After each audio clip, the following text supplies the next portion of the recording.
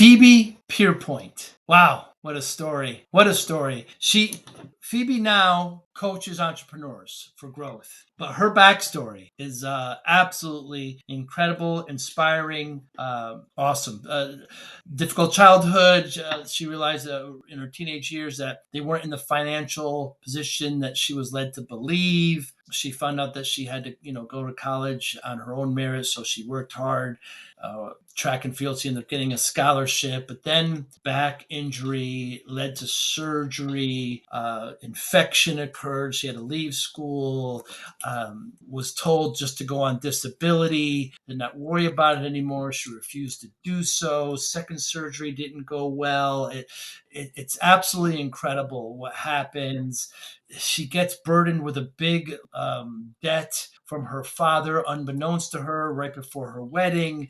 She starts doing RV. She gets, it's incredible story, where she came from, where she is now. Many people would get all that and just rest back and collect and not do anything. But she ends up contacting these entrepreneurs, begging them for a job, gets a job there, learns incredible amount of experience and information from them, and then now teaches others how to do it. It's absolutely inspiring. She's got a great light. She's very humble, and it's just an incredible story. I love talking with Phoebe. Thanks for listening. Hi, I'm Joey Pinz.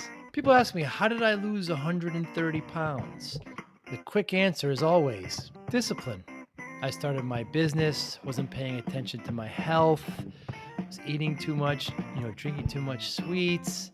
My daughter was born. Next thing I know, I'm pre-diabetic, I have hypertension.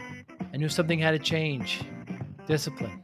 I, like many of you, have faced many challenges in your career, in your family, in your life, in your faith. How did you attack them? How did you approach them? How did you solve them, hopefully? It all had to have some degree of discipline.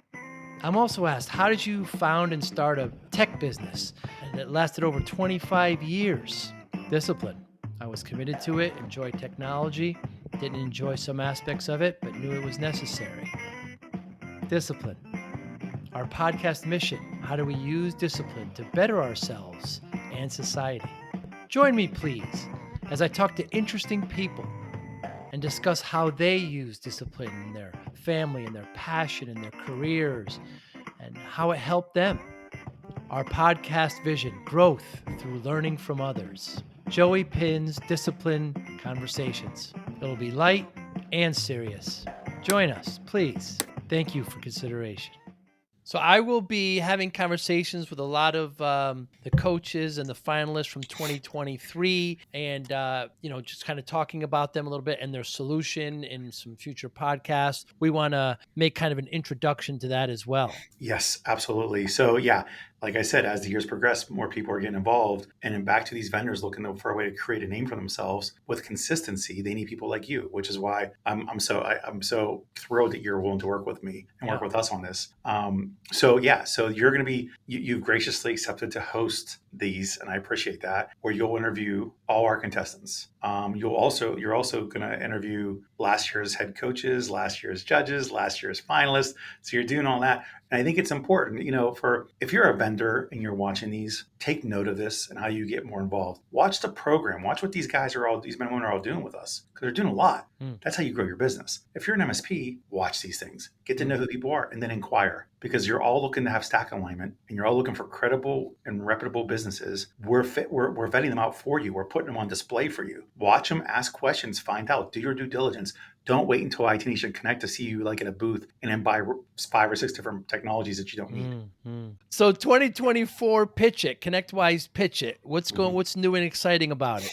Oh my Lord. So for those that have not followed any of this, I took over the PitchIT program 2 years ago, and we've had such great success, with really great success. And went from, it's become one of the most predominant programs in the space now. Matter of fact, I was doing some research the other day, and about 5 or 6 other pitching things have spun off from mine and from ConnectWise PitchIT with other people that are running it. So it's great to see, because I think it's the thing about PitchIT is it's all about about innovation. It's all about being daring and willing to do things, right? I mean, as an entrepreneur, it's a scary situation. You have to be ignorantly optimistic, and you have to be willing to maybe fail a lot more than you'll succeed, and you have to have very thick skin, but you always have to be innovative and creative. So it's nice to see that this has spun off into other groups that have started doing it, because I think the hardest challenge for most startup vendors is getting their name out there, right? Getting people to know that they exist. And the reality of it is you can't just be there one time. You have to show consistency. You have to be in there for the long haul for the partners to really be able for you to establish credibility, right? Because there's been plenty of fly-by-night businesses that have came out big and gone in 6 months. And for partners, their whole business is built around these vendors, these products. So they're making lifelong business decisions off of these. So, so it's great, it's exciting, but back to the program itself, it's jumped leaps and bounds. It went from being just a competition where they picked a few people, a few really good product companies to pitch live at IT Nation Connect, to where we turn into an accelerated incubator program it's a season. It's literally a competitive season now at this point. And went from 5 or 7 or maybe even 10 vendors that are involved until they narrowed down to 3. To 2 years ago was 18. Last year was 26. Wow. And we had way more applications than that. That was just the ones that we thought were the best fit. So we're getting ready, and we're getting ready to put out the press release in a couple of days, because then the application process will start February 1st. So I recommend anybody from around the entire globe to apply. We've had over just last year alone, 6 different countries represented, between the US, Canada, to Israel, to Australia, to New Zealand, to the UK. They all involved in this competition. The people, Matthew Koenig, so excited to talk to you. Always with a smile, always a pleasure, my friend. Matt, who's the best drummer ever? There's a lot of them. I mean, ever. God, that's a hard one, just because you have so many different styles. I'm going to go with the normal answer, Neil Peart. But that's because of the complexity in his playing and the fact that he could play. A lot of people didn't know this, but he could play multiple genres. A lot of people heard him do prog rock for so long, but he was an amazing big band drummer as well. So, oftentimes I hear drummers more than any other musicians love Ringo Starr. I like Ringo. Ringo is very simple, but Ringo's got some unique characteristics. As a drummer, I don't know if you're aware of this or who's aware of it. It's really hard to go simple, right? The emotion builds up. You're getting into the song, and you just want to do fills all over the place, because that's how you let out the energy. Right. And Ringo is amazing at just playing to the song, only what the song needs. And, every once in a while putting in this little tasty lick in there that's not overdone, not whatever. And, unless you really look at it, oh, wait a second. That was genius. What's up with that? So I love Ringo also, but again, different reasons. He's often overshadowed by the other members of the band, obviously. But I always hear drummers cite him as one of the best. He is, because again, one of the things drummers are supposed to do is play to the music, not play for themselves, not do all kinds of fills, not show off their talent, play to the music. And Ringo is a master at that. Just a master. You just think he's not playing that, it's not impressive. Yeah, until you get down to understanding what's going on inside and all the other stuff. Trust me, what people think is hard when it comes to drumming and what is really hard when it comes to drumming, people would be surprised. Marching band in high school in Florida, at Florida State. You even performed at Disney World. Yep. It was a blast. It was so much of a blast. We had a great time. Hey, and when you're like, what was I? 19, 20 somewhere. Yeah. This is back in the 80s. Yeah, like 89, 90, 91. They're paying you $22 an hour to go play the drums at Disney World. What? I'll pay you $26 an hour to come play the drums at Disney World. It was. And you got to see all the underground, what's happening. There's a whole freaking city under there, right? Oh, it's anything you could ever want. Barbershop, the best food. Believe it or not, the best food in Disney World, I think, was our cafeteria underneath the city. It was amazing. So yeah, it was really cool. And my favorite story from Disney World is I did this toy soldier gig. They always have the toy soldiers in the Christmas parade. And you're wearing these fiberglass outfits. You can barely bend. You got the horn players. You got us drumming. And you got the dance team, the drill team up front. Well, you start at the same place every time. And you go through this back gate where you go down and nobody can see you or hear you anymore. Well, one day we thought we had already crossed the threshold. So one of the bass drummers starts with this boom, boom, boom, boom, boom. Next thing you know, we're all going boom, boom, boom, boom. And the drill team's, now dancing to it. Oh, my butt's never hurt so badly from a management reaming in my entire life. Really? We had not crossed the threshold people saw. And at Disney, that is a big no-no to break character. Wow. So it was one of my favorite stories, and I think one of the worst lashings I ever had. But because of the union and everything, they couldn't fire us. All they could do is yell at us. Oh, they're under a union, and I even considered that. It's very interesting. Yeah, we had no choice. When you become what they call talent at Disney World, I don't know if that's the case anymore. You're paying union dues. It's part of it. You don't have a choice in the matter. Sense of teamwork, being in those marching bands and eventually in another band, did that help you in your professional career? Oh, absolutely. You learn how to listen. You learn how to work with each other. You learn how to take input. You learn how to mentor people. I mean, there's a lot that goes into that stuff. Plus, my favorite thing is one day I'm going to write this book. I swear, with ChatGPT now and everything, I'm going to write it. I always say everything I learned about leadership, I learned from having kids. Because you know what? In a lot of ways, you're doing the same stuff with your kids as you do with your team, just of course on a different level.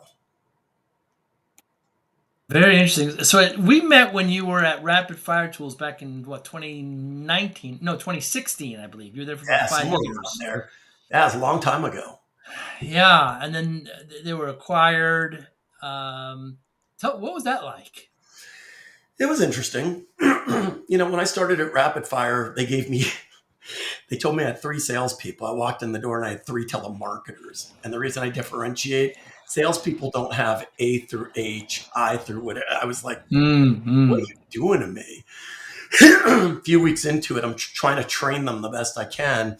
Mark Winter, who's my boss, comes in and says, "Hey, I noticed you can speak in front of a group and everything." I'm like, "Yeah, great. You're going to California next week. Here's your presentation." So over the course of the next few years, Mark and I, as you know, we're the faces of the company. I'm traveling to 50, 60 shows a year.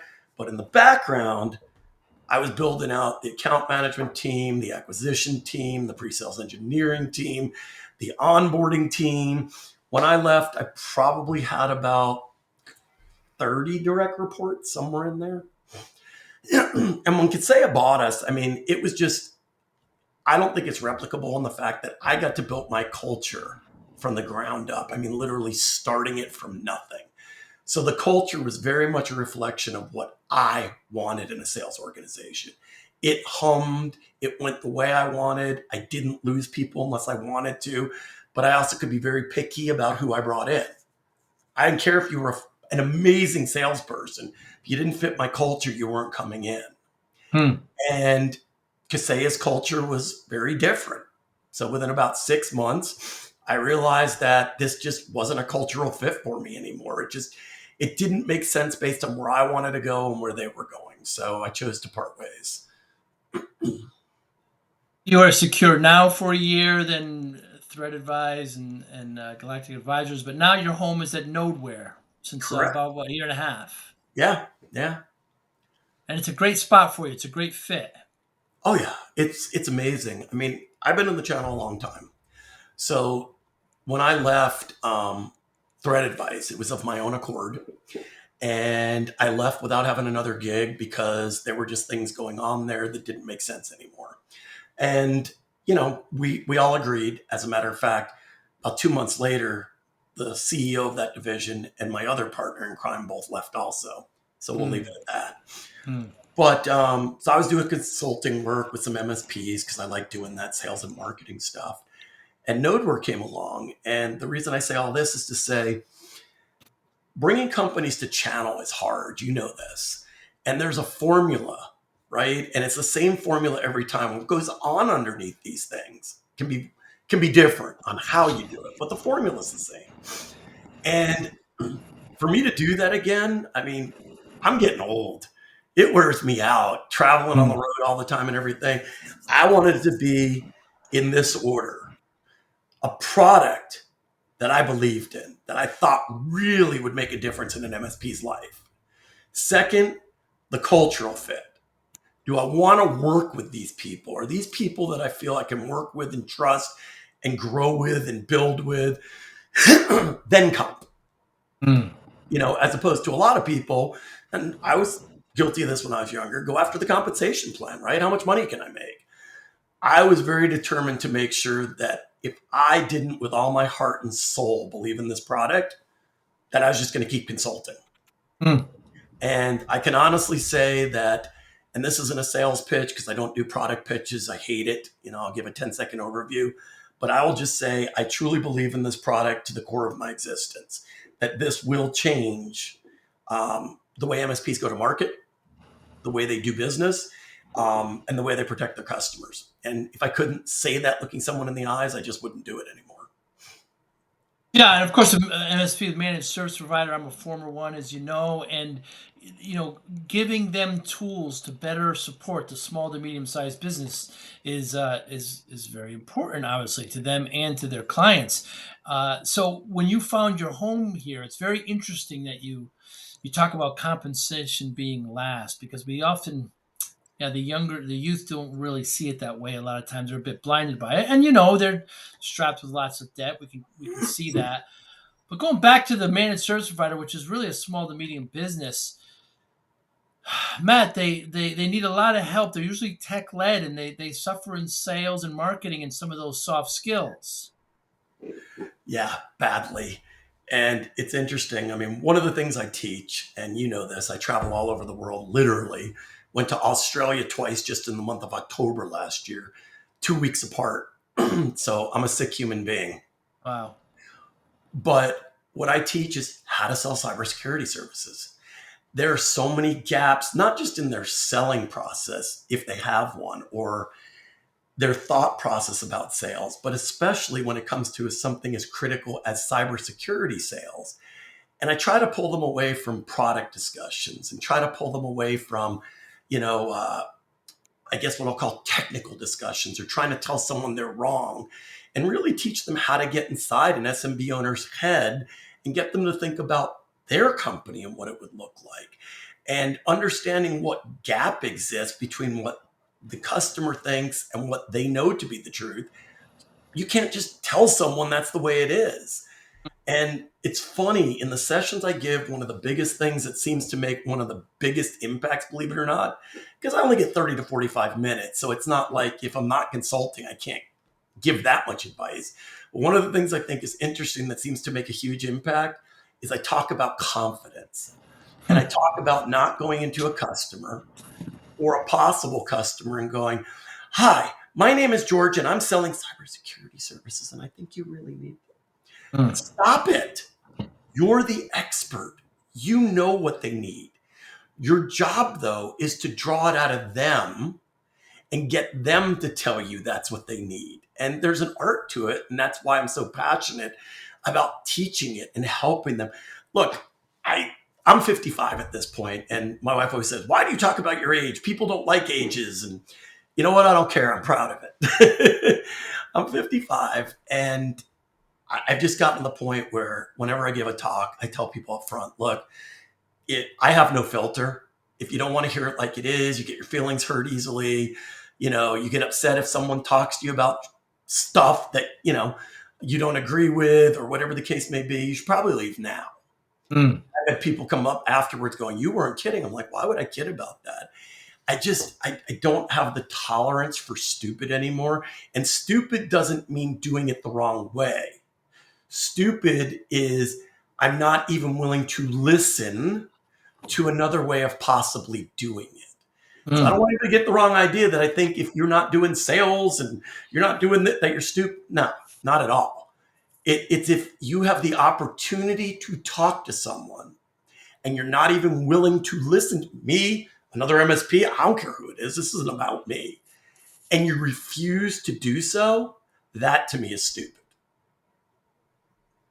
One must stay open-minded. What should small and medium businesses know about cybersecurity? SMBs are the MSPs themselves. Let's go to the small and medium business. Sure. That they are going to be hit. Fact. If you look, I always laugh. If you looked at my home router every day, you can go in and look at what's going on with it. Sure. I go look every once in a while just out of curiosity. If you looked at my home router and I didn't have all the protection up I had, the thing gets hit 50 times a day. And what I try to explain is you're going to get hit. It's a matter of how badly you're going to get hit. Well, my MSP is supposed to protect me. Okay, you're not understanding. Your MSP could charge you $100,000 a month and have the best security in mankind. You're going to get hit. But here's the reality. How bad? Are you ignoring stuff? So it's funny. Two of the objections MSPs have always told me they get from these business owners the most is one, nobody's trying to hack me. And my answer to them is great. You look to them straight in the face and say, you are 100% right. Nobody is sitting outside Bob Betting Barn thinking, I want to hack into them. However, think of a ballroom, 20,000 square feet, holes that are about 3 inches in diameter. Some have covers, some don't. I go up a 25-foot huge ramp and I drop 40,000 marbles.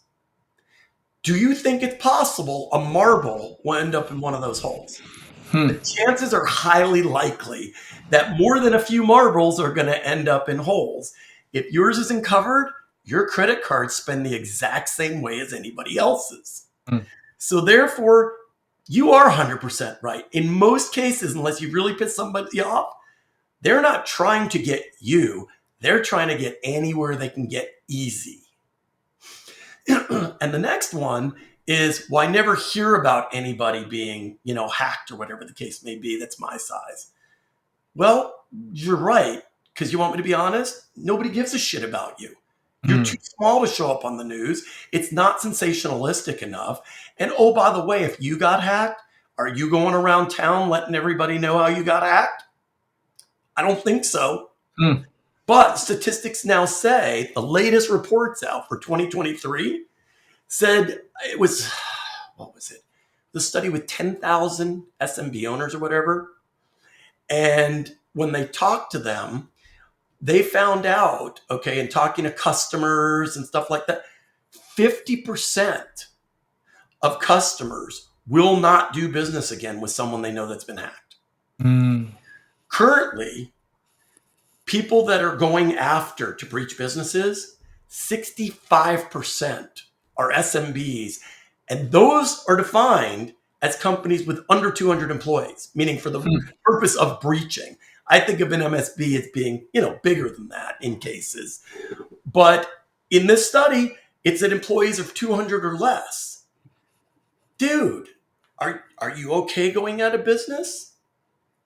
Are you okay with having to lay off your entire employee staff? And that's the kind of stuff I teach MSPs to do. You think about, you teach words like, how would you feel if? What would it look like if? Put them in their own head, get them to think of their own stuff, not the breach at Target, not the breach at, nobody cares. An SMB owner is not Target. They're not Home Depot. They're not AT&T. They don't care. How do you put them inside their own? And when you do that, you'd be surprised at the change in these SMB owners' eyes, because all they're doing is, no, I'm not spending more money. That's it. Okay, that's it. It's a money objection, period. I'm not spending more money. There's no logic behind it. And therefore, you have to get them thinking about their business and what not tell them, get them thinking about their business and what the consequences could be before you're going to bridge that gap and get them to have that conversation. I know, Matt. Often when I was an MSP, I'd have quarterly meetings, and we introduce a new layer of security, maybe DNS, filtering or something like that, and then it would be 1 quarter or 2 quarters later, and there'd be something else that we want to introduce, and they said, "Well, we already paid for cybersecurity. We're not paying anymore." So that's my fault for saying that this is going to be one fix, and now cybersecurity's you know cured. So MSPs have to do a better job of managing expectations with cybersecurity and other products with their clients. Well, absolutely. And one of the things that I fight every day, and if you're listening, you know who you are. MSPs should not sell cybersecurity. Let me explain what I mean. You have a security stack, okay? You have the tools that you know you must have in order to effectively protect a client, period. Now, you can have other stacks for larger customers that may need a SIEM tool or something like that, but your general average customer isn't going to need that. Okay. So, not saying you can't have other things. This is my cybersecurity pack. You're getting it. Period. Nobody's going to understand what's in it. Nobody cares about the name brands in it. Okay. And I talk about how to break it out from your regular stuff and everything in my talks, blah, blah, blah. But my opinion's always been stop trying to sell cybersecurity, price your pricing accordingly, show them your basic security stack, which is what everybody else is competing with and coming in there, and then show them here's the price of my cybersecurity stack. It doesn't matter what's in there. Nobody cares. Then put together the fact that this may go up by 10%, 5%, 3%, whatever you want every 6 months. And the reason for that is for me to maintain the level of security I'm giving you now. The bad guys are that far ahead of us that I'm going to have to be constantly evaluating, updating, changing, not because I want you to spend more money. I want to keep you protected. I can do it the exact same margin. It's not about the money. So therefore, I'm going to have to review this every 6 months. And therefore, your price may go up by whatever it is, 5% every 6 months. Now, you have a choice to skip one rev if you want. You get revs behind, you're no longer a customer. Have a nice day. Because they try to sell this stuff. They can't sell this. There's no SMB owner in the world that's going, ooh, you got continuous vulnerability scan. Ooh, you got DNS. Oh, email security. That's fantastic. Here's what I'm paying you. Protect me. Have a nice day. Nobody cares. Matter of fact, I have MSPs telling me now, several of them, they're friends of mine. I know a few in the industry. And they said they're going to sell Nodeware. I have an ongoing bet. Some of these are from the Rapid Fire Tools days with a product we had. I have $500 for if you can walk into an SMB client, sit down with the owner, no co-manage, not an IT staff, and sell Nodeware. This is Nodeware. This is what it, like you're selling a Cadillac versus if you can sell Nodeware like that, I got $500 out of my own pocket to give you. Wow. Needless to say, it's been very safe in my bank account collecting interest. Never had to worry about it because you can't sell that stuff. You must include it. And I'm not saying don't make them pay for it. I'm saying it's automatic. And here's one of the other things to think about. New legislation being put together and coming down. Guess what? If your client gets breached and it's found by a reasonable jury that you didn't do everything that was considered reasonable to do, your chance of being found liable goes up exponentially. Also, just in plain language from an insurance company and everything else, if they refuse to take the security and you still work with them, guess where that liability rests? You're putting your company as an MSP in danger to keep a customer. I don't know about you, but I don't know anybody or any amount of money that's worth screwing up my 5 years, 10 years, 20 years of hard work because they were stupid. Tough to be an MSP, Matt. It's easy to say these things, but you have a client that's paying you, $10,000 a month. It's Yep. top 5 client, and they don't want to pay a penny more, and you don't want to lose them.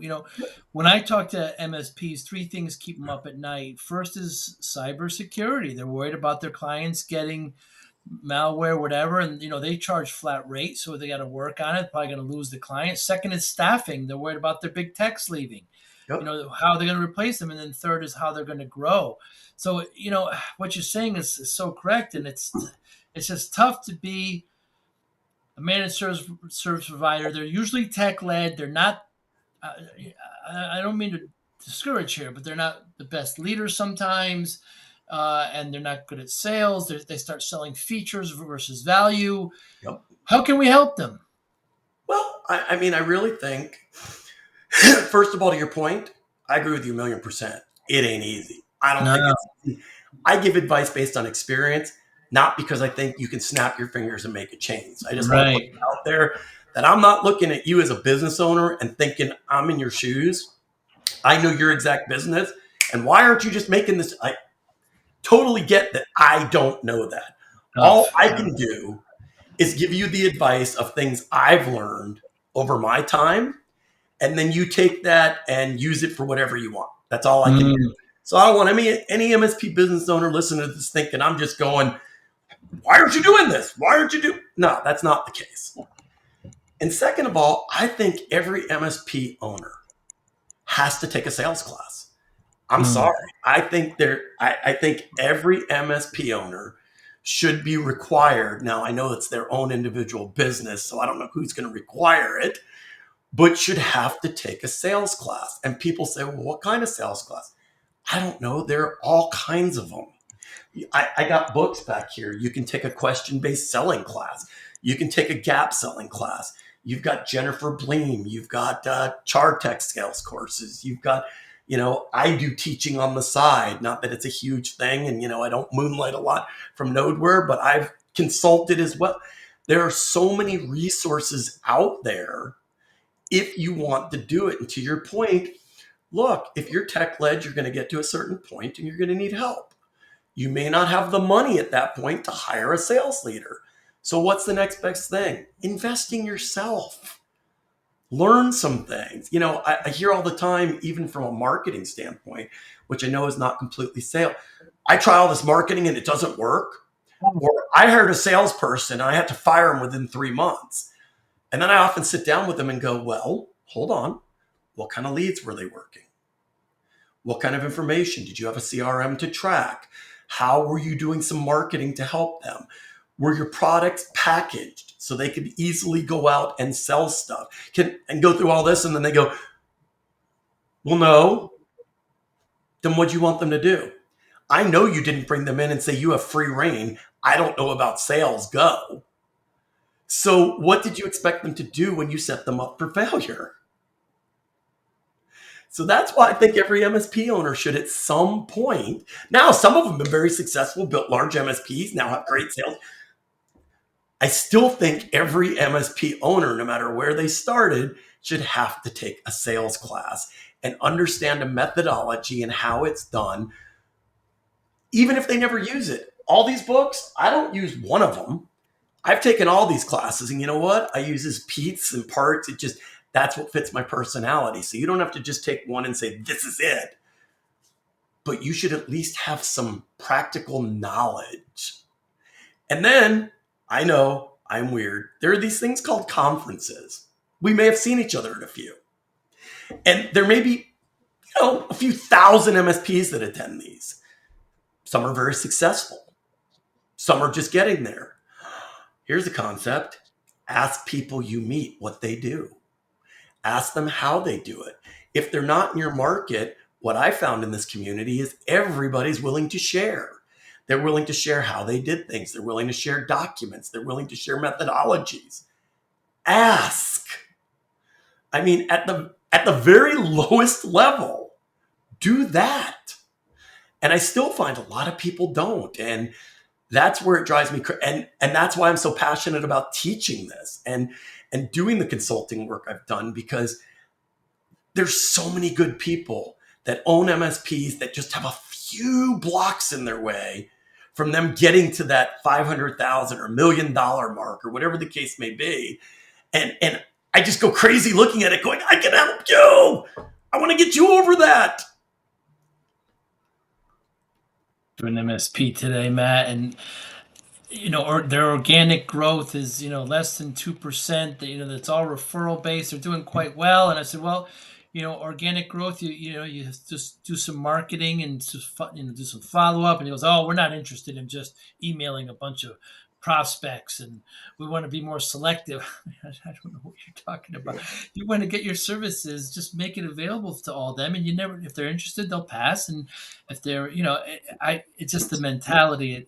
And you can extend that to regular small to medium businesses too, because I don't really see that much of a difference whether they're technology or whatever. They're usually their leader is the creator of the service. It does the best job at the service, and they need it just like that's a lot of vendors. Anyone else. Even vendors, yeah. Because a lot of vendors in our space. Oh, terrible. Yeah, a lot of former MSPs, right, that created a product. And, I work with a lot of vendors as well that just have, the poorest of habits. And, I have this great salesperson. Don't worry, they'll get everything. But is there any marketing supporting them?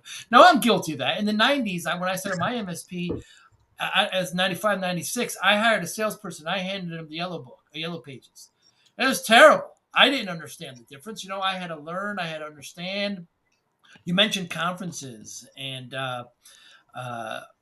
peer groups is another great way too, by the way, for a lot of these. Of course, ConnectWise IT Nation had the great PitchIT event or contest. And I don't know, there was 20, 25 plus vendors, a 16-week course, and you were one of the finalists. You were top 3 finalists. You were up there on stage there in November at the PitchIT conference. Tell me about it. What was the experience like? I can't. I'm still bitter. No, I'm kidding. I'm kidding. No, it was great. I mean, look, when I went into this, when I talked to Sean and he said, you should apply, my expectation was literally one thing: brand exposure. That's it. That's what I was hoping for. What we got, of course, was a lot more. First of all, a lot of my team had never truly worked in the channel. Like when I say truly, they'd work for the channel, but they'd never been to an event. They never had to interact with MSP. I mean, it's a different world. We know this. So they got to go to some of the expert sessions and hear things and listen to things and listen to questions other vendors ask. And they came away going, oh my God, I get what you've been saying now. Or, okay, remember this? Yeah, I have a different idea. That in itself was worth $1 million because of the fact that it was, I'll call it free consulting. People got it from other experts. It wasn't just coming out of my mouth, or it wasn't coming out of their head. All of a sudden, they're starting to get it. The other thing it did is it gelled the company. All of a sudden, everybody was on a common goal. We're getting to the finals. CFO, how can I help? Director of engineering, how can I help? Everybody wanted to jump in and help. So yes, we got a ton of brand exposure.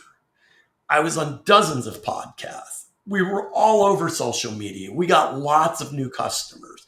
But you know what? I think the most long-lasting and enduring thing we got was the company getting an education, learning who we were, learning what we were good at, learning what we weren't so good at, and getting our team in front of experts that would technically cost tons of money to do, to give them an education and ideas and thought processes and everything like that.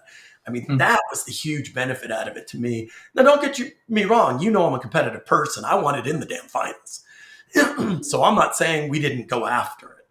I'm just saying, as far as I was concerned, I look at it kind of like American Idol, right? The first one gets all the glory and all the stuff and $1 million recording. Well, last time I've looked at American Idol over the last 25 years, so does number 2, 3, 10, 20, 15, 16, right? They got an appearance, they got out there, and guess what? People that really liked them went after them no matter what place they were in. So the reality at the end of the day is that's kind of the position I took, and was just thrilled that I got in the finals, and got to present in person. Great job up there, Matt. You had a great presentation. I watched the whole thing. I was there for everything. it's just everybody wins, like you said. Yeah, it was. I don't know anybody that did it that had a bad experience. The only people that had bad experiences are the people that didn't try. Because this goes back to, I said this the other day, right? Somebody said, if you had to sum up PitchIT in one word, what would you say? Listen. That's the word I would say. Listen. Everybody goes into this thinking they know what's best, right? Especially a business owner that's built a company and everything. Well, remember, these are all startups. So whether you've done a startup before, this is a new one, especially if you're new to the channel or whatever the case may be, or you've been an MSP and now you're a vendor, it's a completely different go-to-market strategy and everything. So my one word for PitchIT would be is if you get involved, listen. That's it. If you listen and go through the process and take it seriously, you're going to come out the other side, whether you go to the finals, whether you win, with such an amazing experience and so much positive stuff. It's amazing. Really wonderful. I will so tell you, happy to Sean will flirt with you though to get you involved and then leave you at the altar. I used to be his best side chick, and now he doesn't talk to you anymore. Really? I find that hard to believe. Uh, he does such a great job, and they're going. I think this will be the fourth year, and I'll be involved with it this year a little bit more than I have in the past, and I'm just really, really excited about it. So, Matt, I started my MSP in the '90s, and I was working way too hard and not paying attention to myself. And I think you know the story, and I got myself up to 340 pounds, right? And doctor said to me, if I don't lose the weight, I'm not going to see my daughter graduate. She was just born. So I spent the next 6-7 months, lost about 130 pounds and kept it off. And people want the quick. I know you're a gym rat. You have an excellent routine. But people ask me some quick, what was the success? How'd you do it? And my one word answer is always discipline. That's it. Just discipline. I wonder how discipline plays a role in your life. Well, discipline plays a role in my life in a lot of ways. First of all, it keeps me sane. Without discipline, I'm all over the place. I'm ADHD as hell.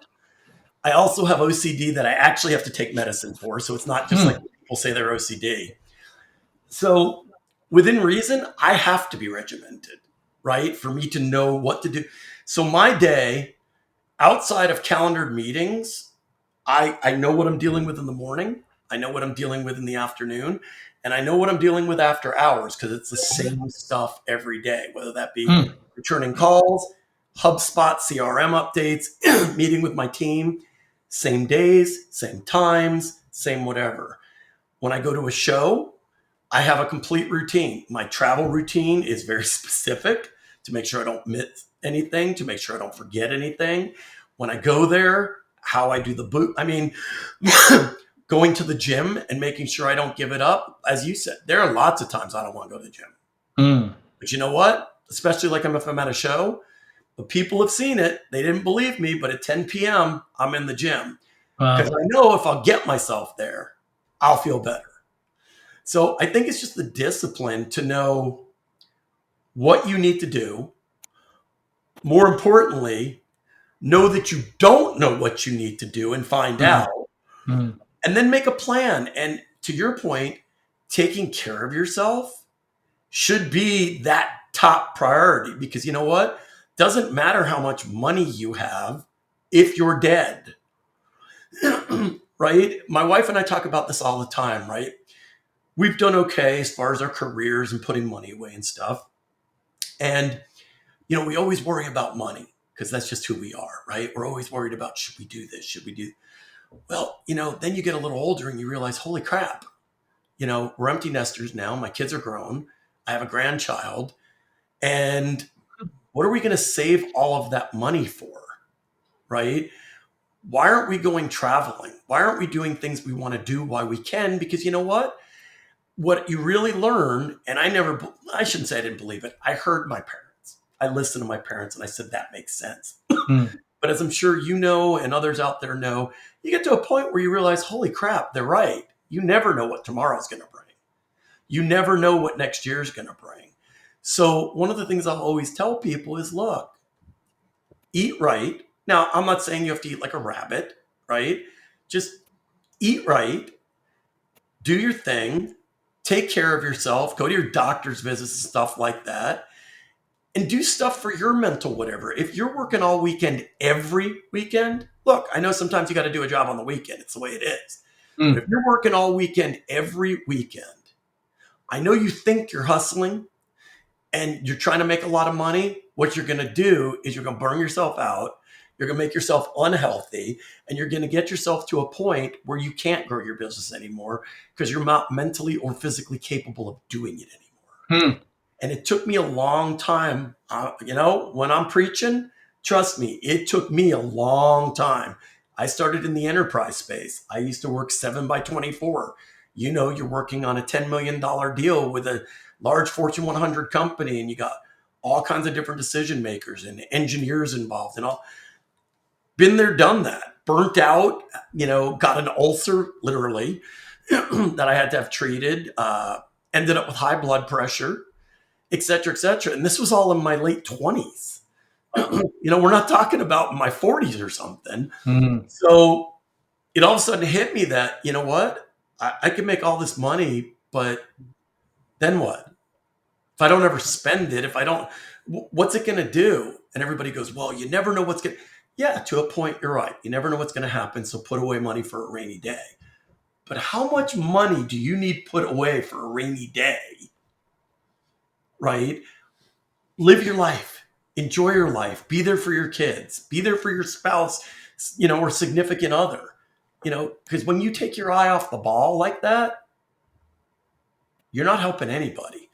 And you're eating incorrectly, and you start drinking, which, as you know, a lot in the channel like to imbibe heavily, a little bit, and, then you end up divorced or something. And when I say all this isn't fear, uncertainty, and doubt. This is what I've seen over the last 15, 20 years. I've seen all of this carnage.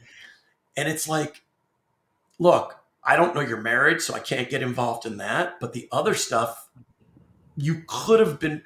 Look, when I go to shows now, I'm very careful about what I eat. Not for any other reason that I don't want to be, excuse me, but 300 pounds. Right. No desire. So, and you could easily fall into that. I don't go to after parties because I don't like to drink. And I also don't want to show up on social media, at something where something happens or whatever. But anyway, I sound like I'm preaching now. To answer your question, you have to have discipline to do the stuff that you want to accomplish. You have to have discipline to do the stuff you're not sure how to accomplish. Discipline to go get the advice, go get it, and actually implement it. Following, thesis, Matt, that this one's a spectrum, and I heard, I'm going through it now. I hear you say control, routine, order, focus. It's all part of it, and you execute it well. Thank you, Matt. How do you what motivates you?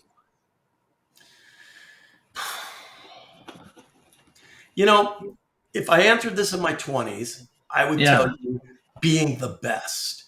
I want to be number one. I never want to be number two, because if you're number two, it doesn't make any sense. That means you didn't put in enough hard work. If I look at mid-career, probably my 40s, money.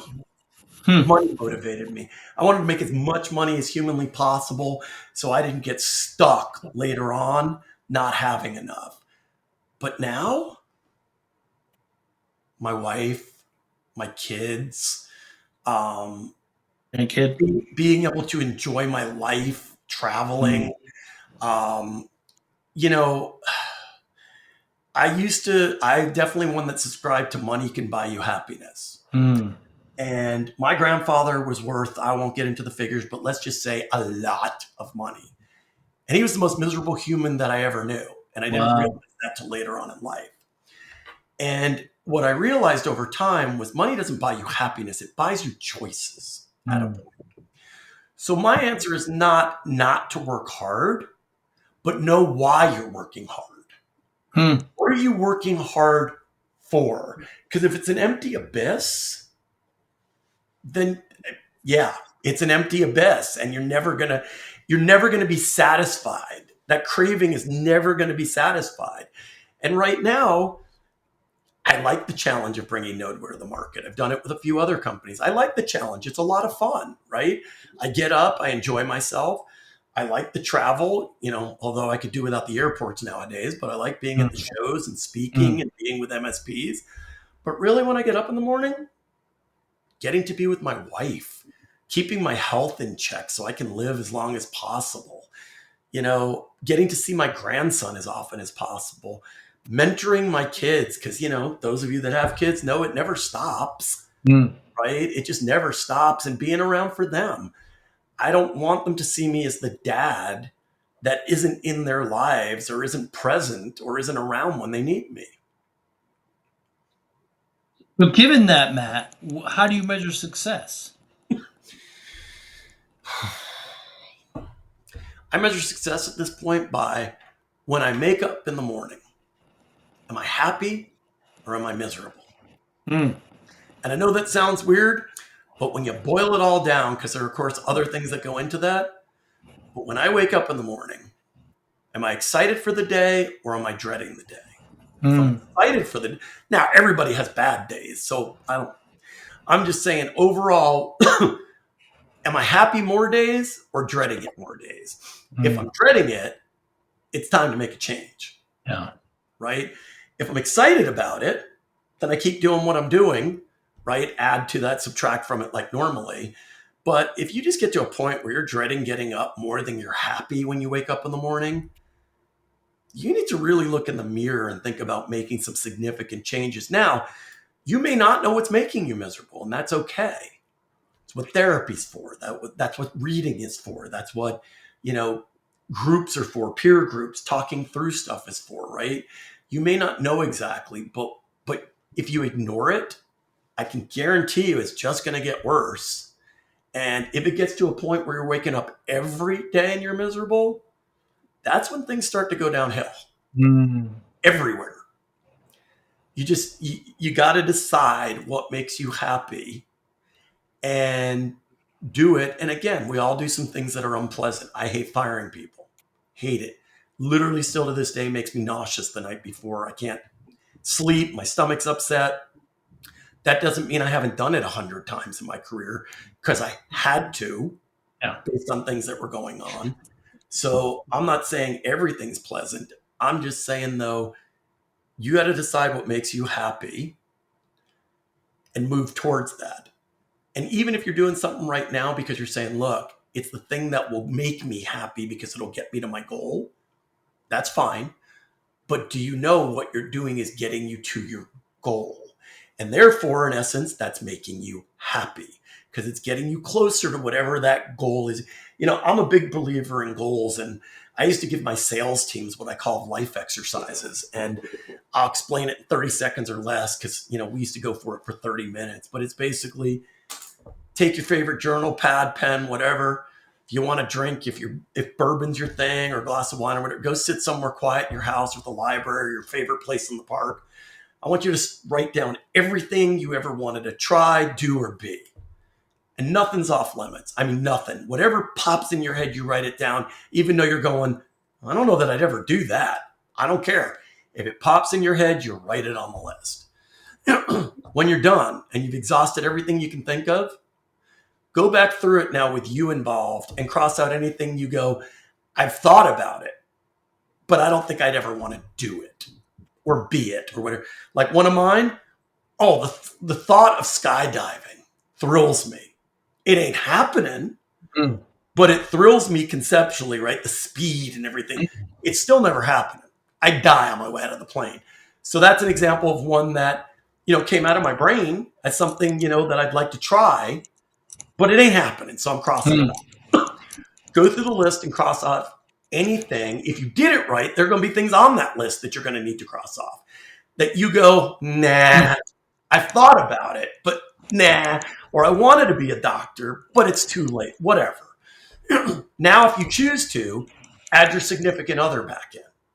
Now, based on your relationship with them, what are things that you're willing to give up? And I'll give, for instance, somebody that said, I want to race cars, right? I want to race cars on the weekends. And their spouse is dead set against it because they think you're going to kill yourself and everything like that. And it's expensive. Maybe you go, you know what? I've always wanted to do it, but she's right. And I really don't want to piss her or him or whoever off that badly. So I'm willing to take that off. Whatever it is, right? Once you have them back in, what are the things you're willing to give up because you know it would cause a bad effect on your relationship? Guess what? 2 things when you're done. 1, you have to look yourself in the mirror and know that everything you crossed off that list, you took away from you. No one else. Not your spouse, not life, not your parents, not your sisters, not your brother. You took those things away from you because you decided. Secondly, you now have a life list. If at the end of every week on Friday, you look at this and you've gotten no closer to anything on your list, what the hell did you do this week? Because that's what's important in life. That's a very worthwhile exercise. I've taught it to a lot of people, and I know several people who said it changed their whole perspective. I know people who've changed their whole careers over it. It's just, look, you don't have to do everything on that list, but at that point, you should be motivated to know this is stuff I really want to accomplish. So the question becomes, pick a few of them, and how are you going to get it done? Because that should be your focus, not how much you can work. Now, you do have to work hard to get the money to do some of those things. So again, this isn't about saying, don't work, be happy. No, work hard, but have a goal that makes you happy. A pleasure. Always a pleasure talking to you, man. I love your insight. I love your perspective. Anybody who's listening, how can they get in touch with you? Sure. They can call me on my cell phone. No, I won't do that. No, I don't think that's the best idea. I've done that before and it backfired. Now, they can email me at Matthew with 2 T's .Koenig, Koenig, at igicyberlabs.com. They can DM me on Facebook. I'm in all the MSP groups. They can DM me on LinkedIn. I'm on there as well. And, I'd love to talk to anybody about anything they want to talk about. It doesn't have to be about Nodeware. Let's talk about sales and marketing. Let's talk about operations. Let's talk about you're having a bad day and how I can help you. We're all in this together. I mean, my true belief, big industry, small community, we're all in this together. And we all need to support each other to get to where we all want to go. Fantastic. Always enjoy talking to you, Matt. See you on the road again soon. And we can always collaborate on how we can help not only managed service providers, but the small to medium-sized businesses as well. You be well, my friend. You too. Appreciate it. Bye now. Thank you for listening and or viewing Joey Pinz Discipline Conversations. Please share this episode with 1 or 2 of your friends who you think may benefit from the episode. Our website, www.joeypinz.com. There you'll find lots of resources and you could join our mailing list. Please follow us on all our social media, Instagram, Twitter, and Facebook. Podcast information, the video version of our podcast is on YouTube. Please subscribe. Audio is on all major podcasting platforms. Please follow them. And if you like it, please consider giving 5-star rating. Would really appreciate that. Would you like to financially support the podcast? You can go to our Patreon site. Consider $5, $10, or $20 a month. There's all kind of plans that we have there. There's like a one-time payment. What is this podcast episode worth to you? $25, $50, $100, $500, $1,000, $5,000. You be the judge. You can go to our PayPal account to do that as well. Thank you again for listening or watching Joey Pinz Discipline Conversations.